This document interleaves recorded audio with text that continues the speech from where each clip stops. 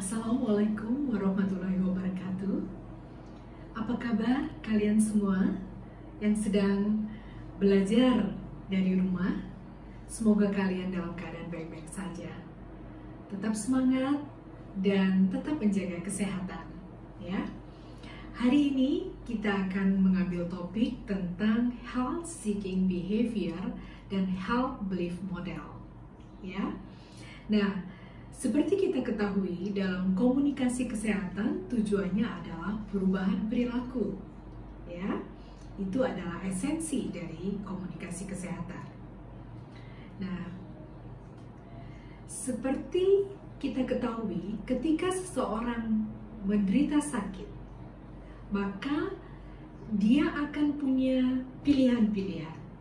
Ya, apakah dia akan segera mencari kesembuhan dengan pergi ke pelayanan kesehatan, atau dia sekedar merasa bahwa gejala saya ringan saja, maka saya cukup membeli obat bebas di warung misalnya, atau di toko obat bebas, ya, atau dia malah memilih alternatif atau datang ke penyembuh-penyembuh yang terbiasa dilakukan oleh orang tuanya, nah, atau tradisi di desanya atau di kampungnya misalnya. Nah, jadi health seeking behavior ini juga dipengaruhi oleh banyak hal, ya, ya.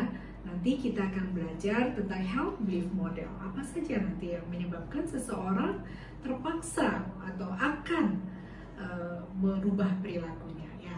Kalau dalam health seeking behavior, maka seseorang akan mempertimbangkan, ya, biasanya kelompok-kelompok yang berpendidikan lebih tinggi, maka mereka akan memilih Western medicine atau pengobatan barat, ya. Berarti datang ke pelayanan kesehatan, kemudian datang ke dokter, ya. Sedangkan orang-orang yang punya budaya tertentu atau pendidikannya biasa saja, ya, saya tidak katakan pendidikan rendah karena ada juga orang yang berpendidikan yang cukup berpendidikan juga datang pergi ke dukun, ya. Nah, tetapi itu semua memang mereka ada pertimbangan-pertimbangan. Nah, penting diketahui bahwa kebanyakan ada semacam mitos atau yang dianggap benar bahwa kalau datang ke pengobatan alternatif dianggap murah, ya, cesplong dan murah katanya, ya. Sementara Western medicine dianggap mahal, ya. Nah, sebagai seorang sarjana kesehatan masyarakat, kita perlu memberi pengetahuan pada khalayak kita bahwa apa sih sebenarnya keuntungan Western medicine, apa sih keuntungannya traditional medicine atau alternative medicine, ya. Alternative medicine bisa traditional medicine seperti pengobatan dengan dukun, tapi juga bisa dengan pengobatan dengan TCM atau pengobatan tradisi Cina, ya. Nah, kita katakan bahwa kalau Western medicine biasanya sudah evidence based research bertahun-tahun, ya, dan biasanya setiap obat yang digunakan ada formula inti yang itulah yang dapat menyembuhkan, ya, atau mengurangi gejala, ya. Nah, sementara kalau di alternative medicine biasanya menggunakan pengobatan herbal, dan misalnya daun tertentu kita tidak, kalau dalam traditional medicine itu tidak diketahui zat apa yang sebenarnya menyebabkan kesembuhan, ya. Tetapi perlu kalian ketahui bahwa kadangkala orang juga memadukannya, ya. Kalau Anda misalnya pergi ke Australia, maka seorang dokter dia bisa praktek sebagai dokter untuk Western medicine, dia juga dapat praktek sebagai TCM, ya, kalau Anda pergi ke Australia.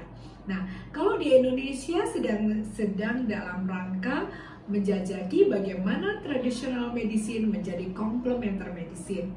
Ya, misalnya pada orang-orang yang menderita kanker, pada saat paliatif untuk mengurangi rasa nyeri, meningkatkan kualitas hidupnya, maka digunakanlah akupunktur. Nah, ya, atau pijat tradisional ya untuk mengurangi nyeri. Nah, jadi mulai sekarang sudah mulai dijajaki bagaimana Western medicine memberi peluang pada traditional medicine untuk sebagai complementary medicine, ya. Jadi dia tidak bisa digunakan secara bersendirian atau single use, tapi dia harus digunakan sebagai complementary medicine, ya. Oke. Nah, kemudian kita beranjak pada sebuah teori yang pernah disampaikan oleh Rosenstock dan kawan-kawan yang kita kenal dengan health belief model. Jadi ada banyak hal yang menyebabkan seseorang, individu atau kelompok memilih perilaku tersebut, ya.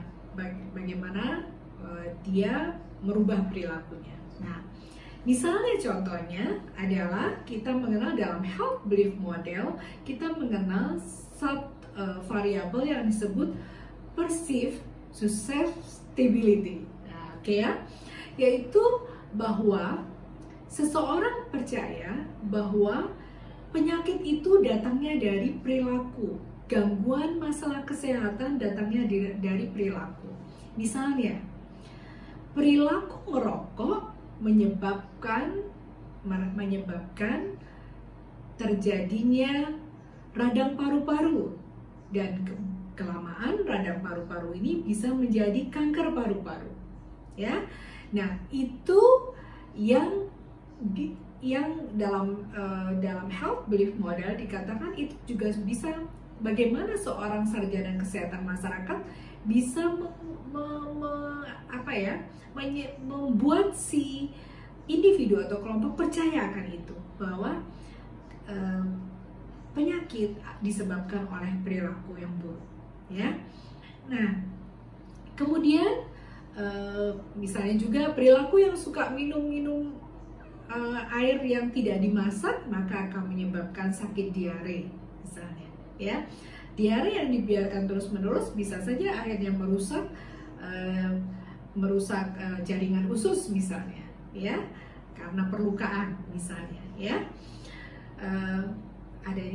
Karena diare terus-menerus, maka kekebalan tubuh menurun, maka terjadi infeksi pada gaster atau pada lambung, kemudian pada intestin atau pada usus, ya.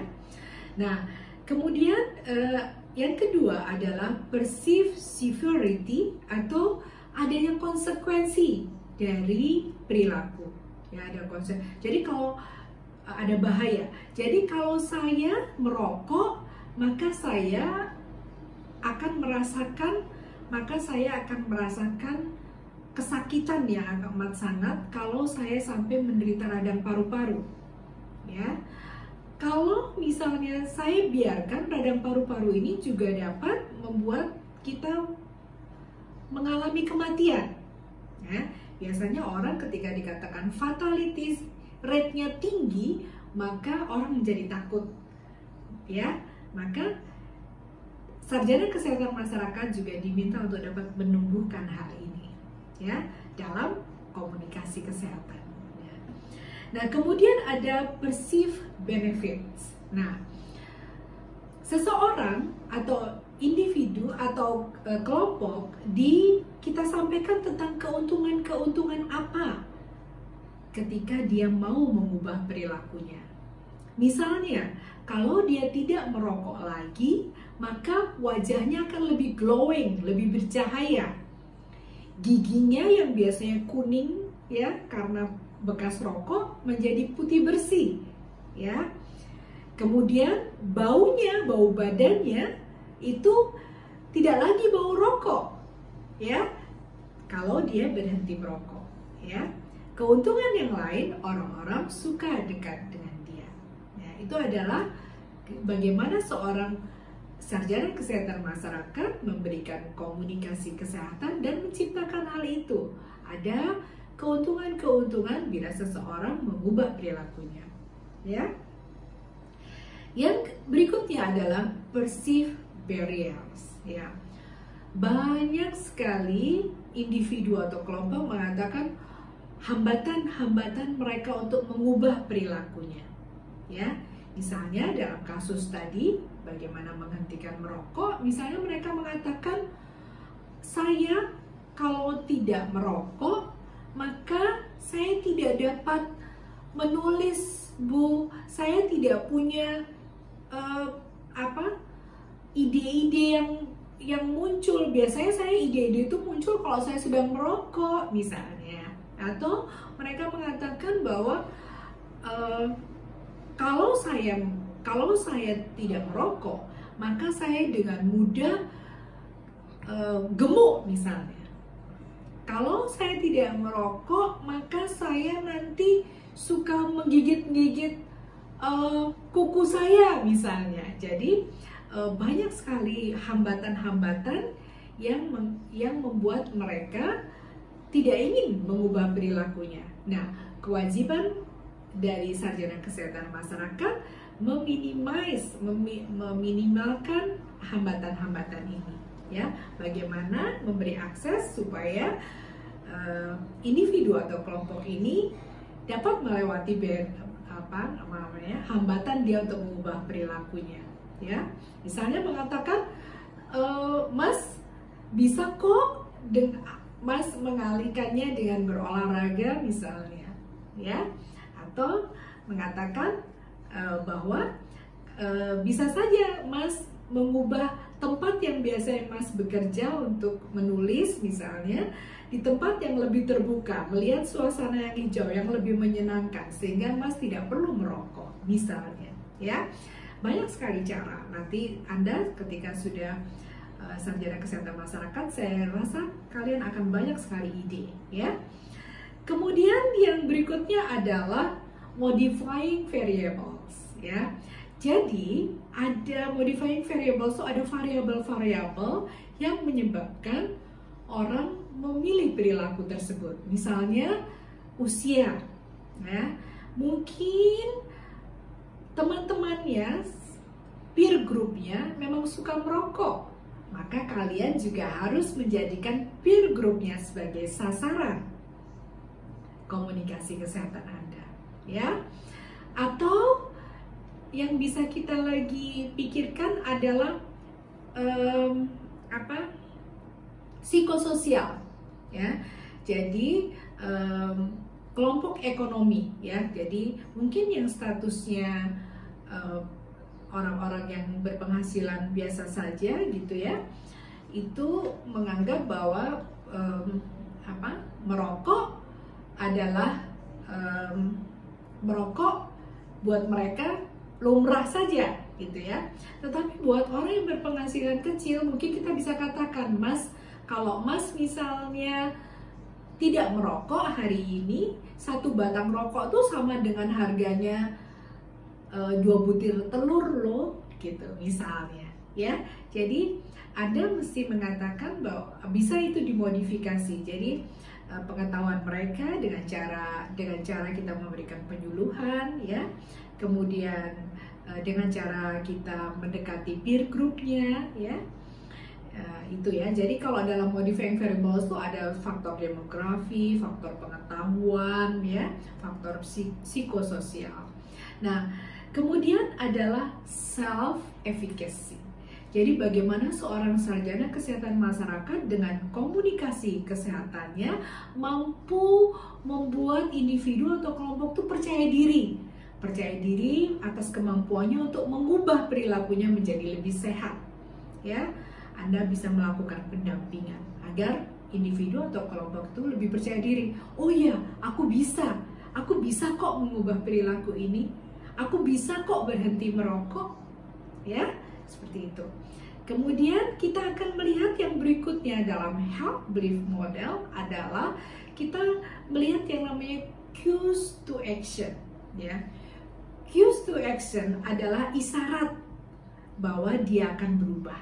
Isyaratnya bisa internal dari diri kita sendiri, dari diri individu atau kelompok itu sendiri, atau dari luar, ya. Kalau dari individu biasanya misalnya kemudian mereka baru merasakan, oh iya ya, ternyata aku sakit sekali setelah merokok. Dia mulai batuk-batuk, dia mulai akhirnya banyak sekali hal yang yang terjadi gitu ya, karena batuk-batuk, kemudian mulai ronsen, baru terlihat, aduh semuanya kok sudah berawan ya di paru-parunya misalnya gitu ya. Nah, disitulah dia kemudian berubah. Ya deh, saya akan berhenti merokok, katanya.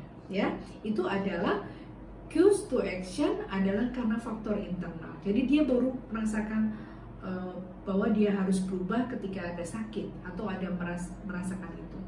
Atau eksternalnya adalah dia melihat orang lain, ya, atau dia melihat orang lain yang dia kagumi ternyata mampu berhenti merokok dan tampak cerah, tampak lebih tampan, tampak lebih cantik, tampak lebih sehat. Nah, kemudian bisa selain itu Anda juga bisa mengintervensi eksternalnya, yaitu dengan cara pengetahuan, memberi pengetahuan yang melalui tokoh masyarakat misalnya, ya, itu cues to action, ya, isyarat-isyarat yang memperlihatkan bahwa dia mau berubah, bahwa dia akan berubah, ya. Nah, nanti saya harapkan kalian akan membaca bahan yang ada di PPT atau modul, ya.